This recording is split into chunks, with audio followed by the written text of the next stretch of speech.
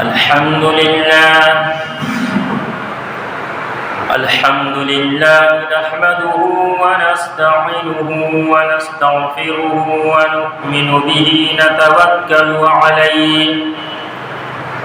ونعوذ بالله من شرور أنفسنا ومن سيئات أعمالنا من يهده الله فلا مضل له ومن يضلله فلا هادي له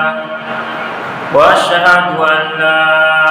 إله إلا الله وأشهد أن محمدا عبده ورسوله أما بعد فإن خير الحديث كتاب الله وخير الهدي هدي محمد صلى الله عليه وسلم وشر الأمور محدثاتها وكل محدثة بدعة وكل بدعة ضلالة وكل ضلالة في النار. أعوذ بالله من الشيطان الرجيم. بسم الله الرحمن الرحيم. تلك الجنة التي نورث من عبادنا من كان تقيا. سبحان ربك رب العزة عما يصفون والسلام على المرسلين والحمد لله رب العالمين. إن الله وملائكته يصلون على النبي يا أيها الذين آمنوا صلوا عليه وسلموا تسليما. درود شریف پڑھتے ہیں. اللهم صل على محمد وعلى آل محمد كما صليت على إبراهيم وعلى آل إبراهيم إنك حميد مجيد. اللهم بارك على محمد وعلى آل محمد كما باركت على إبراهيم وعلى آل إبراهيم إنك حميد مجيد. معزز سامعین کرام، برادران اسلام، اللہ تبارک و تعالی کا بڑا احسان ہے، اس کا فضل و کرم ہے کہ اس نے ہم تمام کو مسلمان بنایا. سید الاولین، شفیع المسلمین، سیدنا و مولانا جناب محمد رسول اللہ صلی اللہ علیہ وسلم کی امتی میں پیدا فرمائے. مزید کرم یہ کیا کہ آج اللہ تبارک و تعالی نے جمعہ کی مناسبت سے اپنے پاک گھر میں ہم سب کو آنے کی توفیق نصیب فرمائے. اسی پروردگار عالم سے دعا کریں کہ اللہ تبارک و تعالی مجھے صحیح صحیح کہنے اور ان سب باتوں پر ہم تمام کو عمل کرنے کی توفیق نصیب فرمائے. برادران اسلام، اس سے قبل جمعہ کو میں آپ حضرات کے سامنے نماز کے متعلق بیان کر رہا تھا کہ نماز سب سے اہم عبادت ہے. نماز سب سے اول عبادت ہے. نماز اللہ کے نبی صلی اللہ علیہ وسلم کی آخری وصیت بھی ہے، اور قیامت کے دن اعمال میں عبادت کے بارے میں جس چیز کے بارے میں سوال ہوگا وہ بھی نماز کے متعلق ہوگا. عبادتوں میں سب سے پہلا سوال قیامت کے دن نماز کے متعلق ہوگا. اللہ کے پاک پیغمبر علیہ السلام فرماتے ہیں کہ جس شخص کی نماز درست نکلے گی، جو شخص نماز میں کامیاب ہو جائے گا، جس کی نماز اچھی نکلے گی، جو نماز میں پاس ہو گیا، اللہ کے نبی صلی اللہ علیہ وسلم فرماتے ہیں کہ اس کے مراحل، آگے کے مرحلے اس کے لیے آسان کر دیا جائے گا۔ نماز میں اگر کامیاب ہو گئے تو اللہ تبارک و تعالی آگے کے مرحلے اور آسان کر دے گا، تاکہ بندہ کامیاب ہو جائے، جنت میں داخل ہو جائے۔ اور اللہ کے نبی صلی اللہ علیہ وسلم فرماتے ہیں اگر نماز میں اگر پھنس گئے، نماز درست نہیں نکلی، اگر نماز میں فیل ہو گئے، آپ نماز میں کامیابی حاصل نہیں کی، اس دنیا میں نماز نہیں پڑھی ہوگی، نماز میں فیل ہو گئے، تو اللہ کے نبی صلی اللہ علیہ وسلم فرماتے ہیں کہ آگے کے مرحلے مشکل در مشکل ہوتا ہوا چلا جائے گا، آگے کے مرحلے اور مشکل ہو جائے گی۔ اس لیے نماز سب سے اہم، سب سے اول عبادت ہے۔ قیامت کے دن جب اللہ رب العالمین جلوہ افروز ہوگا، سب کو اللہ تبارک و تعالی حکم دیں گے کہ سب کے سب سجدے میں چلے جاؤ، سجدے میں سب پڑ جاؤ۔ تو جتنے لوگ ہیں، جتنے مسلمان ایمان والے، سب کے سب سجدے میں چلے جائیں گے، لیکن جو لوگ نماز نہیں پڑھتے تھے، اس دنیا کے اندر نماز کی پابندی نہیں کرتے تھے، قیامت کے دن اللہ تبارک و تعالیٰ اس کی پیٹھ کو لکڑی کی طرح سخت کر دے گا، اور جب یہ سجدہ میں جانا چاہے گا زبردستی تو منہ کے بل دھڑام سے زمین میں گرے گا، جس سے سارے لوگوں کو پتہ چل جائے گا کہ یہ دنیا کے اندر نماز نہیں پڑھا کرتا تھا، یہ بے نمازی تھا، دنیا میں اللہ اس کے رسول کی باتیں تو کرتا تھا، سنتا تھا، لیکن نماز نہیں پڑھتا تھا۔ سارے لوگوں میں اس کی پردہ کھل جائے گا، سارے امتی اس کو جان لیں گے کہ یہ بے نمازی ہے۔ جب جنتی کو جنت میں داخل کر دیا جائے، جہنمی کو جہنم میں داخل کر دیا جائے گا، تو جنتی جہنمی سے سوال کریں گے،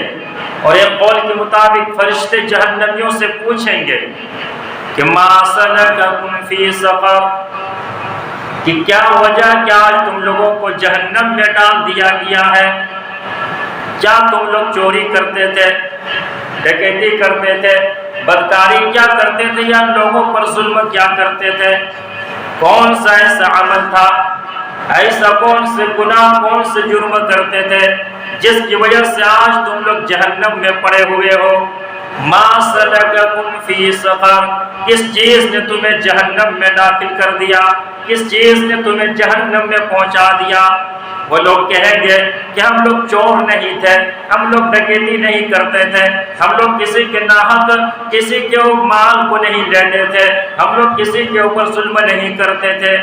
تو پھر کیوں جہنم میں ڈال دیا گیا؟ تمہیں کس جرم کے عوض میں، تمہیں کس گناہ کے بدلے میں جہنم میں ڈال دیا گیا؟ تو وہ لوگ کہیں گے قالوا لم نک من المصلین، کہ ہم لوگ نماز نہیں پڑھا کرتے تھے، جس کی وجہ سے ہم لوگوں کو جہنم میں ڈال دیا گیا ہے۔ کیا نہیں کرتے تھے؟ نماز نہیں پڑھتے تھے دنیا میں، اس لیے آج ہم لوگوں کو جہنم میں ڈالا گیا۔ لم نک من المصلین، ہم لوگ نماز نہیں پڑھتے تھے، نماز میں سستی اور کاہلی سے کام لیتے تھے، اس لیے آج جہنم میں ڈالا گیا۔ اللہ کے پاک پیغمبر علیہ السلام فرماتے ہیں کہ جہنم میں ایک جگہ کا نام ویل ہے، وہ اتنا خطرناک وادی ہے کہ اس وادی سے جہنم بھی خود پناہ مانگتی ہے، ایسا خطرناک جگہ ہے۔ جہنمیوں کے خون اور پیپ نکل کے بہ بہ کر کے وہاں پر جا کر کے جمع ہوتا ہے، اور جو شخص، اللہ کے نبی صلی اللہ علیہ وسلم فرماتے ہیں، جو لوگ نماز نہیں پڑھتے ہیں ان لوگوں کو ویل میں داخل کیا جائے گا۔ تو ذرا غور کر سکتے ہیں کہ نماز نہ پڑھنے کی کتنی بڑی سزا اللہ تبارک و تعالیٰ نے رکھا ہے۔ کہ جہاں جہنم جس جگہ سے پناہ مانگ رہی ہے اس جگہ پر بے نمازیوں کو رکھا جائے گا۔ ایک صحابی رسول ہے جو مدینہ مسجد نبوی سے اللہ کے نبی صلی اللہ علیہ وسلم کی مسجد سے کئی کلومیٹر کی دوری پر اس کا گھر ہے، لیکن وہ نماز پڑھنے کے لیے 5 وقت مسجد میں آتا ہے، فجر، ظہر، عصر، مغرب، عشاء، کوئی بھی وقت اس کا ناغہ نہیں ہوتا، ہر وقت 5 وقت وہ پیدل چل کر کے وہ نماز پڑھنے کے لیے مسجد نبوی میں آیا کرتا ہے۔ پورے سال 12 مہینے روزانہ، سردی ہو یا گرمی ہو، برسات ہو یا پھر دھوپ کا دن ہو، کوئی سا بھی موسم ہو، وہ مسجد نبوی میں 5 وقت روزانہ نماز پڑھنے کے لیے آیا کرتے ہیں۔ صحابہ کرام نے مل کر کے مشورہ کیا کہ فلاں شخص ہمارے ساتھی بہت دور سے نماز پڑھنے کے لیے آتے ہیں، کئی کلومیٹر سے یہ چل کر کے پیدل آتے ہیں، 5 وقت مسجد میں آتے ہیں نماز پڑھنے کے لیے، کیوں نہ اس کے لیے ایک سواری کا انتظام کر دیا جائے۔ صحابہ کرام نے مل کر کے مشورہ کیا کہ ایک سواری کا انتظام کر دیا جائے ان کے لیے۔ جب وہ صحابی آئے، نماز پڑھ کر کے فارغ ہوئے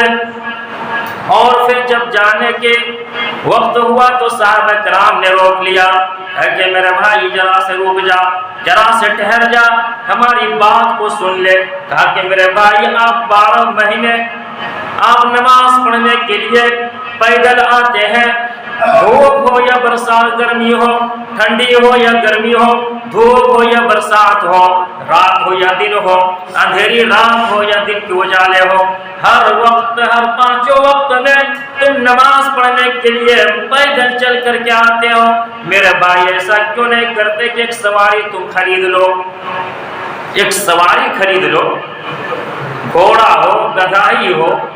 جس پر آپ سوار ہو کر کے مسجد میں آیا کریں گے، کیونکہ آپ کو گرمی کے موسم میں چلچلاتی دھوپ میں آپ کو آنے میں تکلیف بھی ہوتی ہوگی،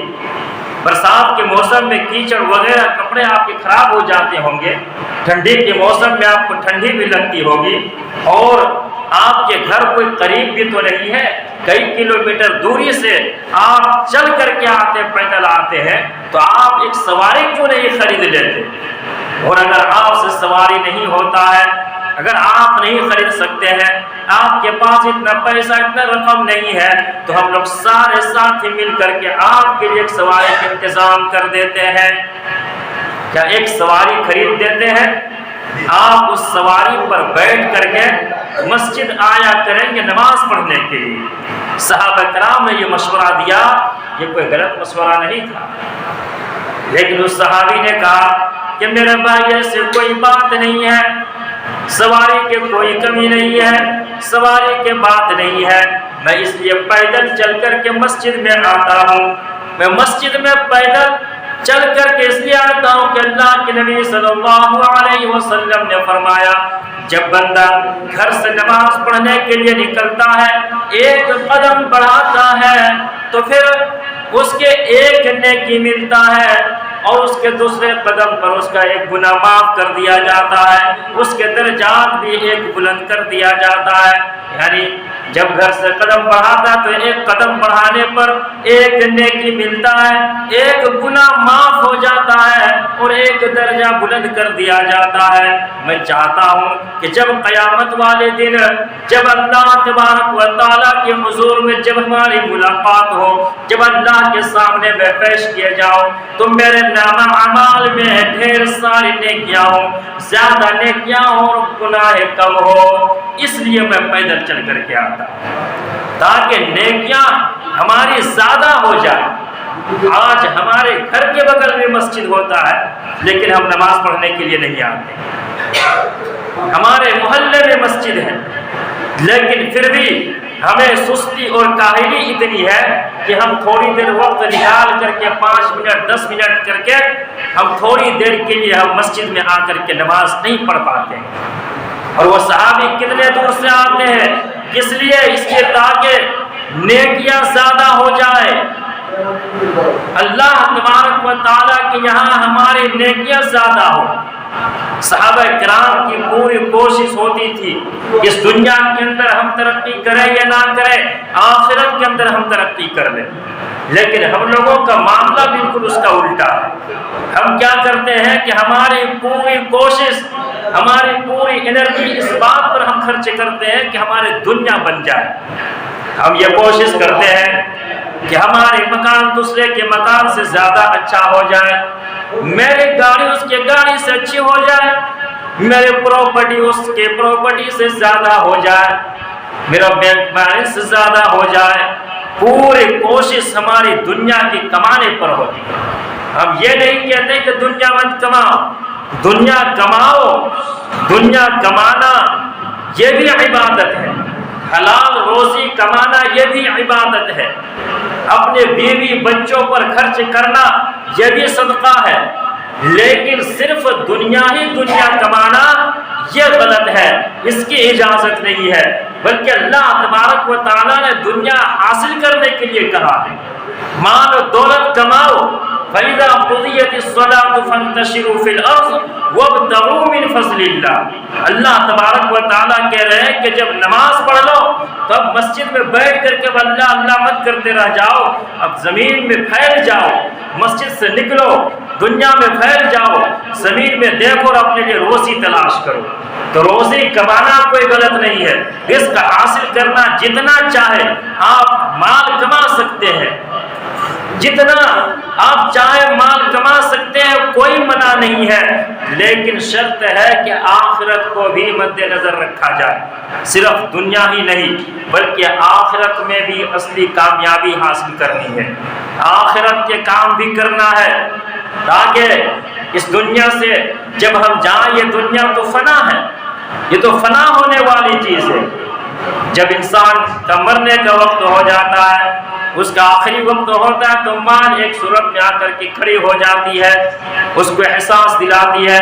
کہ افسوس ہے کہ تو نے مجھے کتنی محنت و مشقت سے کمایا تھا، کتنے تکلیف سے ہمیں حاصل کی تھی اور گن گن کر کے جمع کیا تھا، اور آج تم اس دنیا کو چھوڑ کر کے جا رہے ہو اور میں دوسرے کی امانت میں چلی جاؤں گی۔ مال اس کو احساس دلاتا ہے۔ تو مال کمانا یہ غلط نہیں ہے، لیکن آخرت کو چھوڑ کر کے ساری کی ساری انرجی اور ساری کوششیں دنیائی کے پیچھے لگا دینا یہ غلط ہے۔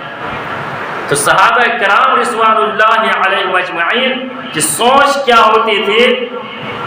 کہ دنیا میں ہمارے گھر اس کے گھر سے اچھا ہو یا نہ ہو کوئی بات نہیں، اس کی سواری سے اچھی میری سواری ہو یا نہ ہو اس سے کوئی مطلب نہیں ہے، بس آخرت میں ہم ایک دوسرے سے اعلیٰ ہو جائیں، ہمارا درجہ زیادہ بلند ہو جائے، اس چیز کی فکر ہوا کرتی تھی صحابہ کرام رضوان اللہ علیہم اجمعین، اور صحابہ کرام اس کی فکر بھی کرتے تھے اور اس میں کوششیں بھی کیا کرتے تھے۔ کچھ غریب صحابہ اللہ کے پاک پیغمبر علیہ السلام کے پاس آتے ہیں اور کہتے ہیں کہ اللہ کے نبی صلی اللہ علیہ وسلم، مالدار لوگ جس کو اللہ تبارک و تعالیٰ نے مال و دولت عطا کیا ہے، اللہ کے پاک پیغمبر وہ لوگ جنت میں درجات میں ہم لوگوں سے آگے بڑھ جائے گا۔ کیا ہوگا؟ جو مالدار ہے، جس کو اللہ تبارک و تعالیٰ نے مال و دولت عطا کیا ہے، اللہ کے پاک پیغمبر علیہ السلام وہ لوگ جنت میں ہم لوگوں سے درجے میں آگے بڑھ جائیں گے اور ہم لوگ نیچے کے درجے میں رہ جائیں گے۔ اللہ کے پاک پیغمبر علیہ السلام نے فرمایا آخر وجہ کیا ہے؟ کیسے مالدار لوگ جنت میں تم لوگوں سے درجے میں زیادہ بلندی پر چلے جائیں گے اور تم لوگ کیسے پیچھے رہ جاؤ گے؟ تو غریب صحابہ نے کہا کہ اللہ کے پاک پیغمبر، نماز ہم پڑھتے ہیں، نماز مالدار صحابہ بھی پڑھتے ہیں، روزہ ہم رکھتے ہیں، روزہ وہ لوگ بھی رکھتے ہیں، قرآن کی تلاوت ہم لوگ کرتے ہیں تو قرآن کی تلاوت وہ لوگ بھی کرتے ہیں،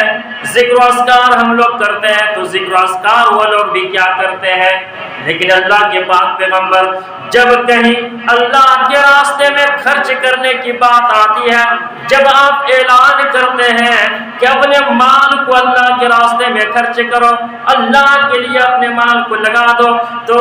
امیر صحابہ کرام جس کے پاس مال و دولت ہوتا ہے، جس کو اللہ نے مال و دولت سے نوازا ہے، اللہ کے پاک پیغمبر علیہ السلام وہ لوگ اپنے گھر جاتے ہیں اور مال لا کر کے آپ کے قدموں میں نچھاور کر دیتے ہیں۔ اس مرتبے سے، اس وجہ سے وہ لوگ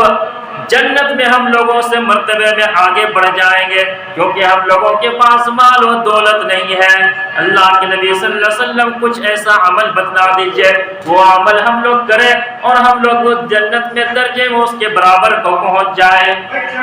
کچھ ایسا عمل تو ہوگا، کچھ ایسا عمل تو بتا دیجئے کہ جس کی وجہ سے ہم لوگ اس عمل کو کریں اور جنت میں ہم لوگ مالدار صحابہ کے درجے کے برابر میں پہنچ جائیں۔ اللہ کے نبی صلی اللہ علیہ وسلم نے فرمایا، ایک عمل بتا دیتا ہوں، اگر تم لوگ اس عمل کو کرو گے تو جنت میں مالداروں کے درجے کے برابر تم لوگ کا بھی درجہ ہو جائے گا۔ صحابہ کرام نے پوچھا، وہ کیا ہے یا رسول اللہ صلی اللہ علیہ وسلم؟ اللہ کے پاک پیغمبر علیہ السلام نے فرمایا، ہر فرض نماز کے بعد ہر فرض نماز کے بعد جب نماز پڑھ لیا کرو، فرض نماز پڑھ لیا کرو تو 33 بار سبحان اللہ، 33 بار الحمدللہ اور 34 بار اللہ اکبر کہہ لیا کرو۔ تو تم لوگ جب اس عمل کو کرو گے تو جنت میں مالداروں کے درجے کے برابر تم لوگ پہنچ جاؤ گے۔ اللہ کے نبی صلی اللہ علیہ وسلم نے عمل بتلا دیا، جس کو غریب صحابہ کی ان کو فکر ہو رہی تھی کہ ہم لوگ جنت میں ہم لوگ کے درجے کم ہو جائیں۔ سبحان اللہ، الحمدللہ، اللہ اکبر، ہر فرض نماز کے بعد 33 بار سبحان اللہ، 33 بار الحمدللہ، 34 بار اللہ اکبر کہہ لیا کرو۔ اب غریب صحابہ کرام رضوان اللہ علیہ اجمعین یہ کیا کرتے ہیں، جب فرض نماز پڑھ لیتے ہیں تو فوراً اٹھ کر کے گھر نہیں چلے جاتے ہیں، مسجد میں بیٹھ کر کے تھوڑی دیر سبحان اللہ سبحان اللہ، الحمدللہ الحمدللہ، اللہ اکبر کہتے ہیں۔ ایک دن ہوا، 2 دن ہوا، 3 دن ہوا، مالدار صحابہ دیکھتے ہیں کہ یہ غریب صحابی یہ نماز پڑھ کے ہمارے ساتھ گھر نہیں جاتے، آخر وجہ کیا ہے؟ اور اپنے انگلیوں میں اس طرح سے کچھ گنتے ہیں۔ مالدار صحابہ تھے، وہ لوگ اس چیز کو اب پتہ کرنے شروع کرتے ہیں اور کچھ ہی دنوں میں اس چیز کا پتہ لگ جاتا ہے کہ اللہ کے نبی صلی اللہ علیہ وسلم نے یہ عمل بتلایا ہے، 33 بار سبحان اللہ، 33 بار الحمدللہ، 34 بار اللہ اکبر ہر فرض نماز کے بعد کہہ لیا کرو۔ اب جو امیر صحابہ تھے، اب ان لوگوں نے جب یہ عمل جان لیا، تب وہ لوگ بھی نماز پڑھتے ہیں اور نماز پڑھنے کے بعد فوراً گھر نہیں جاتے، اور پھر وہ لوگ بھی مسجد میں بیٹھ کر کے سبحان اللہ الحمدللہ اللہ اکبر کا ذکر کرنے لگ جاتے ہیں۔ تو غریب صحابہ کرام کو جب پتا چلا کہ امیروں کو پتا لگ گیا ہے کہ ہم لوگ جو ذکر اللہ کے نبی صلی اللہ علیہ وسلم نے جو عمل بتلایا تھا وہ امیروں کو پتا چل گیا ہے، اب وہ لوگ بھی اس کو کرتے ہیں، اب وہ لوگ بھی نماز پڑھ کے گھر نہیں جاتے بلکہ 33 بار سبحان اللہ، 33 بار الحمدللہ اور 34 بار اللہ اکبر وہ لوگ بھی پڑھ کر کے اب گھر جاتے ہیں۔ تب یہ غریب صحابہ کرام پھر اللہ کے نبی صلی اللہ علیہ وسلم کے پاس جاتے ہیں کہ اللہ کے نبی صلی اللہ علیہ وسلم غضب ہو گیا، کیا ہوا؟ کہ اللہ کے نبی جو عمل آپ نے ہم لوگوں کو بتلایا تھا، ہم غریبوں کو بتلایا تھا، تو اللہ کہ نبی صلی اللہ علیہ وسلم امیر صحابہ کرام کو بھی وہ عمل پتہ چل گیا ہے، ان لوگوں کو بھی پتہ لگ گیا ہے، اب وہ لوگ گھر نہیں جاتے ہیں نماز پڑھ کے فوراً، بلکہ وہ لوگ بھی اب سبحان اللہ الحمدللہ اللہ اکبر کر کے اس کے اس عمل کو کر کے وہ لوگ بھی گھر جاتے ہیں۔ تو اللہ کے پاک پیغمبر علیہ السلام نے فرمایا کہ اللہ تبارک و تعالیٰ کا فضل ہے، یہ اللہ تبارک و تعالیٰ کا فضل ہے، اللہ تبارک و تعالیٰ جس سے چاہے اسے عطا کر دے، یہ تو اللہ کا فضل ہے، اللہ جس کو چاہے زیادہ عطا کر دے، اب میں کیا کر سکتا ہوں؟ تو صحابہ کرام رضوان اللہ علیہ اجمعین کی کیا فکر ہوتی تھی کہ آخرت کہ ہمارے بن جائے، ہمارے آخرت میں درجات ایک دوسرے سے زیادہ ہو جائے، اس چیز کے صحابہ کرام رضوان اللہ علیہ اجمعین کی فکر ہوا کرتی تھی۔ ایک صحابی رسول اللہ کے نبی صلی اللہ علیہ وسلم سے سوال کرتے ہیں کہ اللہ کے بعد پیغمبر علیہ السلام کون سا ایسا عمل ہے، کون سا ایسا عمل ہے جس عمل کے کرنے کی وجہ سے لوگ سب سے زیادہ جنت میں داخل ہوں گے؟ کتنا پیارا سوال صحابہ کرام نے کیا کہ کون ایسا عمل ہے کہ جس عمل کے لوگ کریں گے وہ سب سے زیادہ جنت میں داخل ہو جائیں گے، تاکہ ہم بھی اس عمل کو کریں اور میں بھی جنت میں داخل ہو جاؤں۔ وقت بھی بہت تیزی کے ساتھ نکل گیا ہے، انشاءاللہ زندگی رہی تو پھر اس موضوع کو مکمل کیا جائے گا۔ اللہ تبارک و تعالیٰ سے دعا کریں کہ اللہ تبارک و تعالیٰ ہم تمام کو ان سب باتوں پر عمل کرنے کی توفیق نصیب فرمائے۔ آمین۔ وآخر دعوانا ان الحمد للہ رب العالمین۔